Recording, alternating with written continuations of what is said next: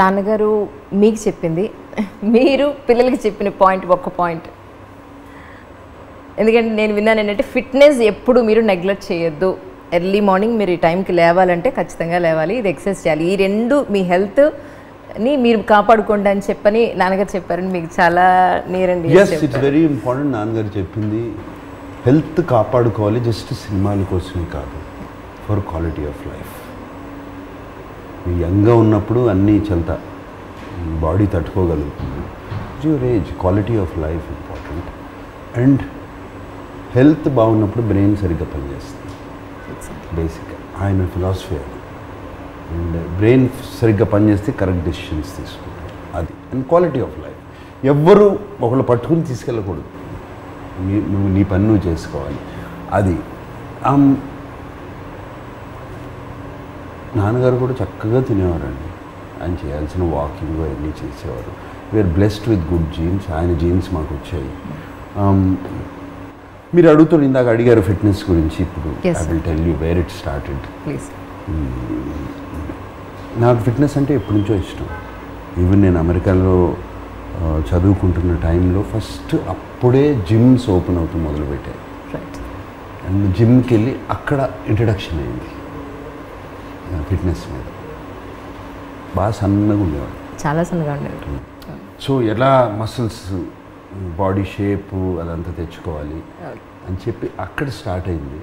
And the actual more కొంచెం ఎక్కువైంది శివ రామ్గోపాల్ వర్మ సినిమాల్లో. తను స్టోరీ చెప్పిన తర్వాత రాము సెట్ కొంచెం మంచి ఫిట్గా ఉంటే బాగుంటుంది ఈ సినిమాలో, గివ్స్ తెలుగులో ఆ ఫిట్నెస్ లెవెల్స్ ఎక్కువ ఉండవు, అది మనం నీవు సెపరేట్గా కనపడతావు అని చెప్పి మోటివేట్ చేశాడు రాము అప్పుడు బాగా. And I started that thing. So it's అంత long journey, my fitness journey. Okay. So somewhere ఇది ఎవరికైనా, నాకే కాదు ఎవరికైనా, మీరు కన్సిస్టెంట్గా చేస్తే ఎంతైనా తినొచ్చు, ఏమైనా చేయొచ్చు, బాడీ మీ బాట వింటుంది. అండ్ ఇది అందరూ అనుకుంటారు మీరు అన్నట్టు నేను తినరు, ఊరికే నట్స్ తింటా ఉంటా, ఇది తింటా ఉంటా, అది ఇది ఇది. అండ్ ఎవ్రీ డే నాకు నైట్ ఐస్ క్రీమ్ తినందే నేను పడుకోను. నిజంగా ఎవ్రీ డే తినందే. నేను ఏదో ఒక డెజర్ట్ అంటే ఏదో ఒక స్వీట్ తినాల్సిందే అంత, అది పడుకోను. ఇట్ ఈస్ ఎందుకంటే వాట్ ఐఎమ్ సేయింగ్ ఇస్, మీకు చెప్తున్నాను, ఓవర్ ఆల్ దీస్ ఇయర్స్ ఇప్పుడు ఆ బాడీ ఒక సిస్టంలో పడిపోయింది, మాట వినే సిస్టమ్. మీరు నాకు నెక్స్ట్ 15 డేస్లో 5-6 కిలోలు తగ్గాలి అంటే చాలా ఈజీగా తగ్గిపోతుంది. ఓకే. నెక్స్ట్ 15 డేస్లో 5-6 కిలోలు పెంచాలి అంటే చాలా ఈజీగా పెరిగిపోతుంది. It is come under control, అంతకన్నా ఏం లేదు. అండ్ ఇది ఎందుకంటే కన్సిస్టెంట్లీ లాస్ట్ శివ టైం నుంచి వదలకుండా 5 days a week I work out.